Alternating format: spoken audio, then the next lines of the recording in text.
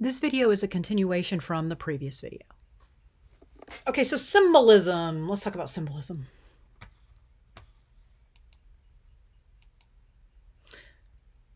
So we know that the human heart does not look like the symbol of art.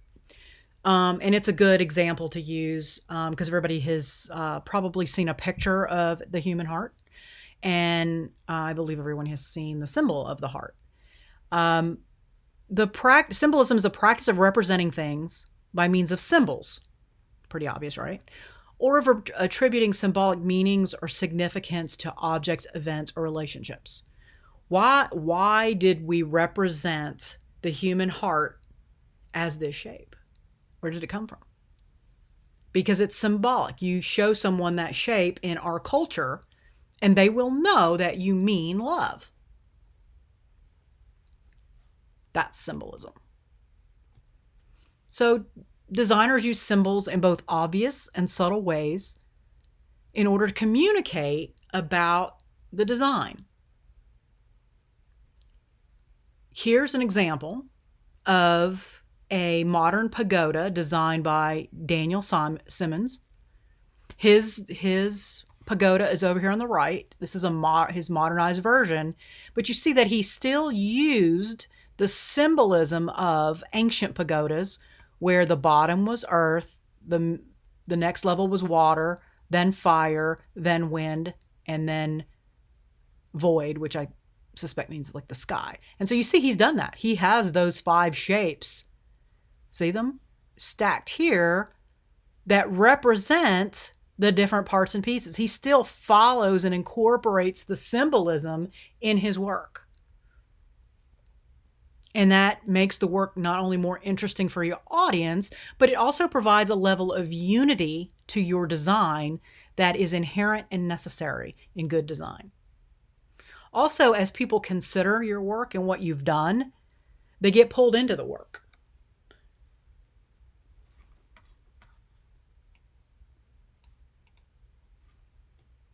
Symbols exist everywhere, and we read them without even realizing we're doing it. For example, that sign right there, everybody knows in our culture that it is the symbol for stop. And people will respond to it even if the words are not there. You notice it says go and not stop, right? Right, so even if we put go on it, people would stop anyway. If we put this sign on the side of the road right there at an intersection and it said go, people would still stop because we have come to recognize the octagon, the red octagon with the white border, to mean stop. And that is symbolism. The color red, we're going to study this a little bit more, but the color red also has its own symbology. Stop, warning, danger, error, prohibited. And so the eye reads color first and then perceives everything else second. So our brain organizes and views by color, then by letter. And that's why when you see this shape, you automatically, stop, even if the word says go.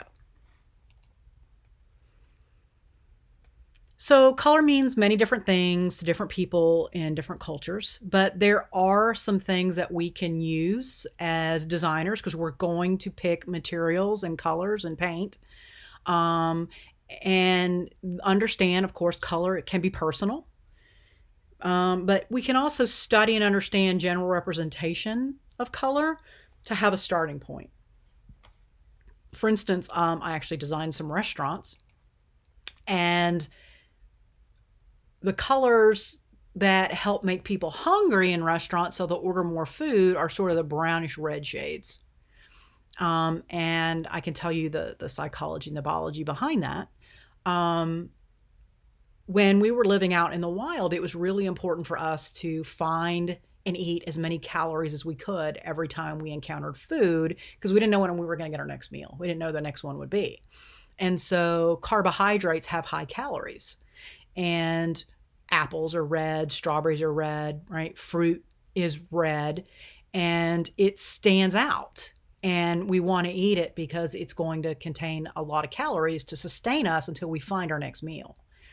Now, we also know that certain red berries are poisonous.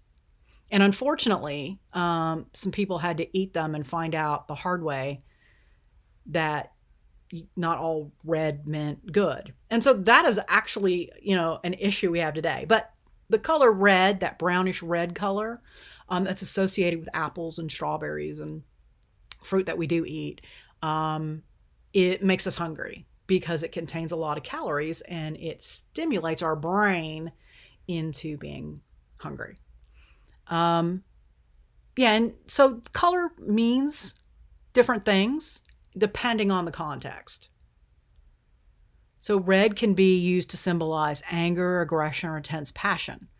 Some car insurance companies will charge more for red cars because the red cars are sometimes driven more aggressively. I don't know if that's true or not. I have not studied that, but I do know that my brother had a red car when he was younger, and his insurance for that red car was significantly higher. So red has different meanings, and some of them are positive. These are all negative. Positive is love, warmth. Red can be, flowers, passion. So it just depends on the context. And we'll talk more about color in detail. Color is just one part of symbolism. Another part is shape and form.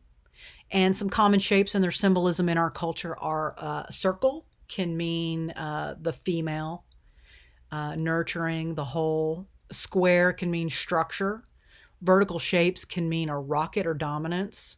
Horizontal shapes can mean rest, distance, or nature.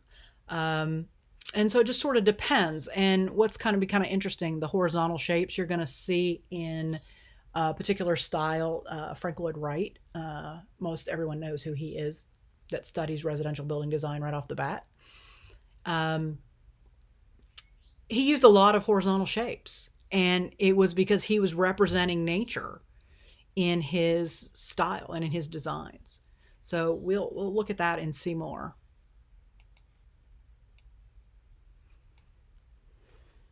So we call them the principles and elements of design. And what they are the guides to good design. So often people will say art is subjective.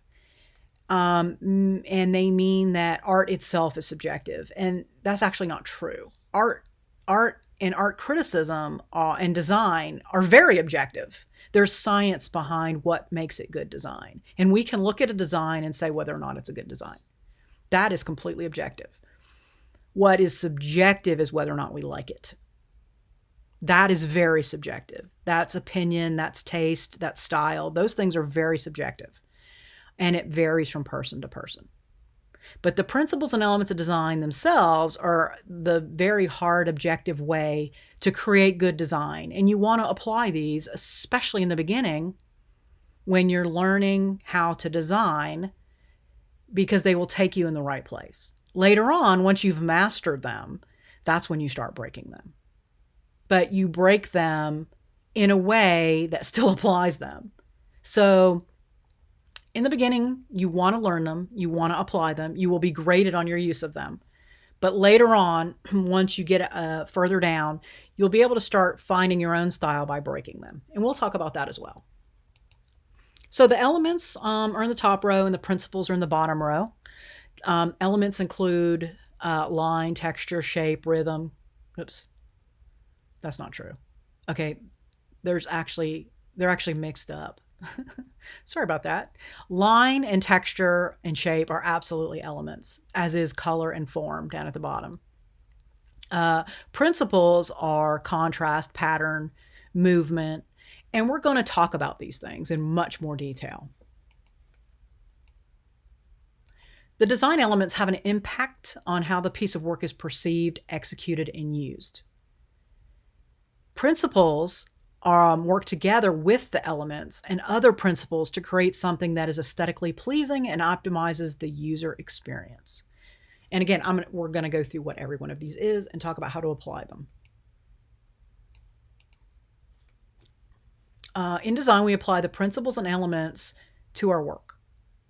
They are the rules of good design and are universal across various types of work, from graphic design to film to animation to video editing to photography to building design. Once you have fully mastered them, they then become guidelines for breaking them creatively while still adhering to the tenets of good design. Okay? This program concentrates heavily on instruction of principles and elements of design, as well as their application across all the courses you will take to earn your degree. Again, back to that foundational. You need to know this to do well in subsequent courses. Because if you don't learn this and then you're expected to apply it, it won't go very well.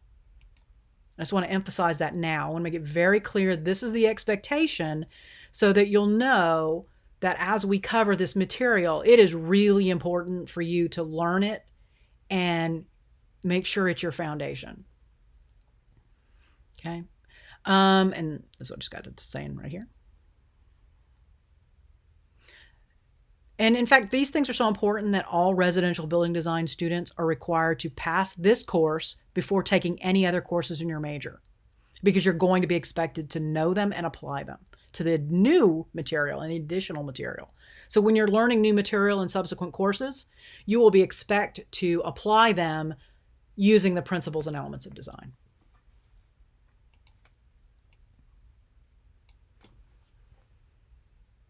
Okay, I'm going to stop this video here and we'll continue in the next.